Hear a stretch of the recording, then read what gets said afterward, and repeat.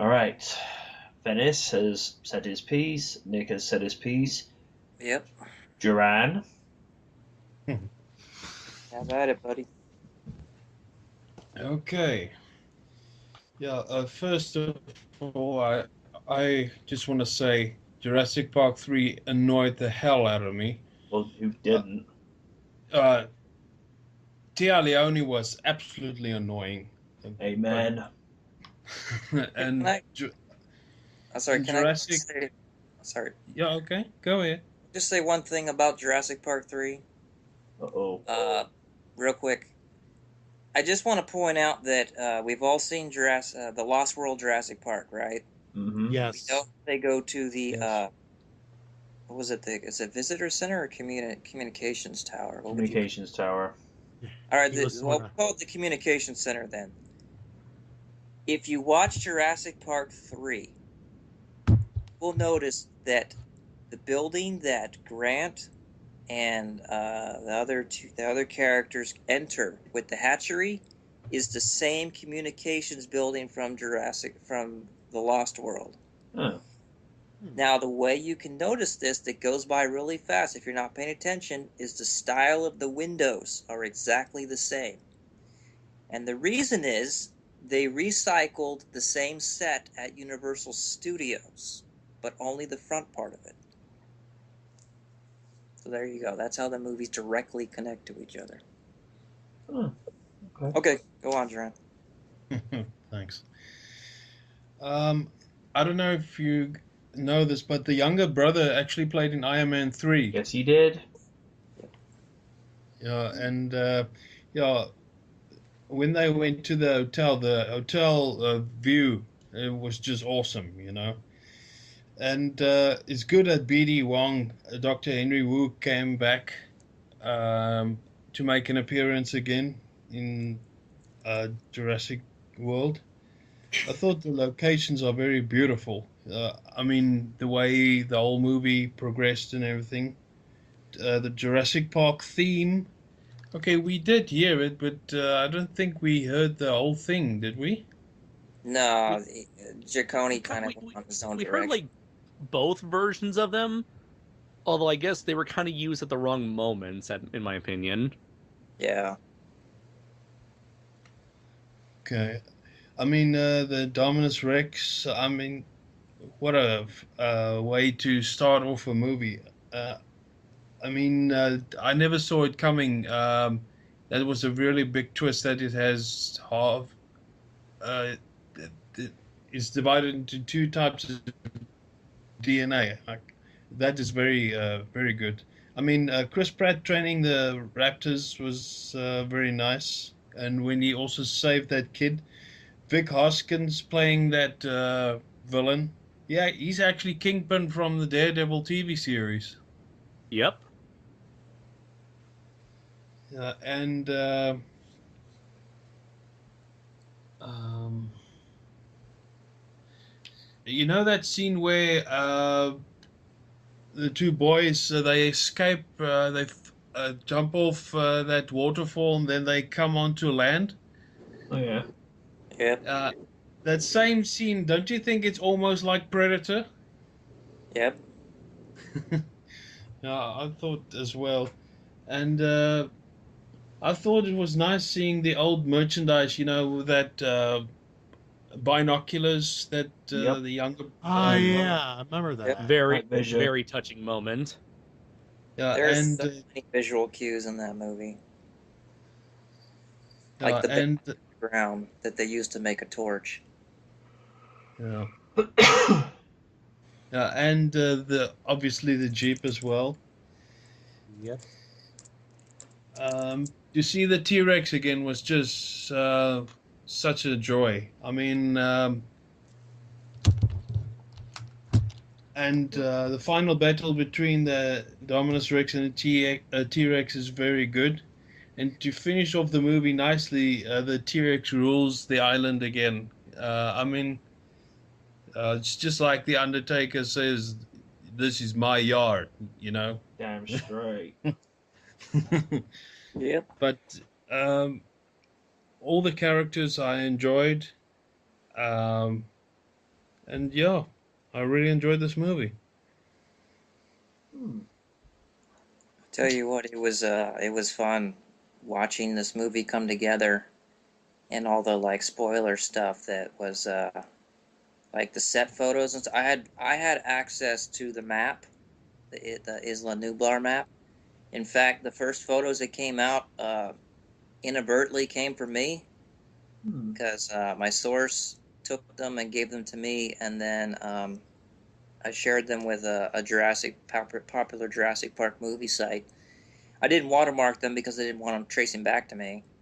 Hmm. But then somebody else betrayed their trust. It stole all their photos, called another Jurassic Park site, and posted it to scoop them, which I thought was pretty underhanded. But just to see in the banners and the onset stuff, the uh, the bits of the visitor center before the behind the scenes videos came out from Pratt, it was you knew it was going to be a great movie, you know, and you knew it was going to be very much like Jurassic Park. I knew that it was going to be built over the old park, so I was really excited by that. And then just to see it all come out, you know, just to see it all unfold at TV spots and come together. Because I'd say one thing about movie spoilers, it's one thing to read stuff, it's another to actually see it, you know, fully realized. Like I'm not going to get into it. I have a lot of reliable spoilers about The Force Awakens. I know enough about the movie. Um, No but spoilers, that's, please. but Por favor. I said, yeah, I'm not gonna say anything. But to Thank you. actually see it play out on screen is completely different than just reading about stuff, you know, scenes and whatnot. Oh yeah, MJ. There's just two other things that I want to add, if Go I ahead. may. Yeah, the Mosasaurus scene was actually brilliant. You know, where the tour guide actually fed the shark to the Mosasaurus. Do you remember? Yeah. That was very good. I was in And Jaws. yeah, the great white, yeah. And the Dominus Rex killing for sport. It's exactly the same as those lions from Ghost in the Darkness. Yes, it is. Yeah, the same concept. And I thought it was really sad to see the Brontosaurus, that whole scene where the dinosaurs are dying because of the Dominus Rex. You know. It kind of Uh, reminded me of the encounter with the Triceratops from the first movie. It was on yeah. purpose. I had the impression that those dinosaur effects were probably one of the very few animatronics in the movie, like practical effects. Yep. Yeah. Because if you remember in The Force Awakens, they confirmed they're going to have a lot of practical effects in animatronics. We'll get Yep. to that if time allows us. Something that George Lucas doesn't do a lot these days, just practical. Well, unfortunately, they've also declared that that was the last time that they're using animatronics in a Jurassic Park movie. Aww. And even then, it didn't really felt like they were using here's the thing that bothered me in terms of their attitude towards the use of practical effects, where it's like rather than using practical effects to portray dinosaurs in a way that could succeed where CGI would fail.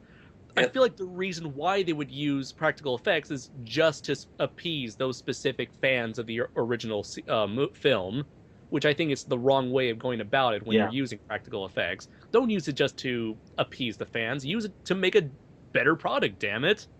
Hmm. Yep. Well, you know, the raptor head, some of the raptor heads were also practical effects. Yeah, I noticed that. And I think that they did well because, I mean, let's face it, they had practical effects in the first Jurassic Park, and those back in the day, you know, Jurassic Park was a movie that blew us away because we'd never seen that before. We'd never seen CGI work like that. Nowadays, it's easy for this generation to critique everything about Jurassic World and go, "Oh, well, you know, it's just CG. Oh, that's CG. That looks so fake." And it's kind of like that kid who talks about the raptor in the first movie calling it a 6-foot turkey. Although what's funny is that I get the feeling that a lot of the younger generation of moviegoers who are growing up with all this CG have started to develop an attitude, a negative attitude towards anything that isn't CG, where it's like they're so used to CG nowadays that anything that isn't CG they'll perceive as fake because they know it's not from a computer, if you know what I mean. It's kind of like an opposite reaction that we have as older film goers against CG now. Mm. Yep. The only thing I can say, where it's very difficult to tell if it's CG or not. I know this is not the best comparison, but I know a few little details with what they're doing with the current Thunderbird series. When they had the premiere at the Cannes Film Festival, there was one shot. I don't know what specifically. They just didn't go into details. There was one guy going, "Oh, that miniature shot looks really tacky," and someone pointed out to him, "Sir, actually, that's CG." And he's like, "Wait, that's CG, but that looks real." And what they did to actually give the craft these really weathered, worn looks, they actually painted glass panels by hand so that when it's scanned into the machine, when you see all these shots that are panning around, whether it's Thunderbird 1 or it's Thunderbird 2, you get the impression that it's actually a miniature model and not something that's CG that they've just painted into the background. So there are ways of fooling the eye into thinking that something is there when it's not actually there, but it's done in such an organic way that you look at it and think, okay, that's not bad. That's pretty good. And the only thing I'll end with that is it's one of the few TV series that's done where they're using miniature sets but doing a lot of the vehicle shots with CG, because for those that may have actually seen the original, I know Nick hasn't, so because it just kind of goes over his head, 'cause he's just not a fan of it, and that's fine. That's fine. A lot of the original series was done with strings, and today it doesn't work so well because it's not practical. But they're doing the marriage of the two where they can get the vehicles to do what they couldn't be able to do because of strings getting intertwined with each other, but still do it on practical miniature set, just so that the audience gets to feel that there is something organic there. There is something practical and tangible that it can be worked with.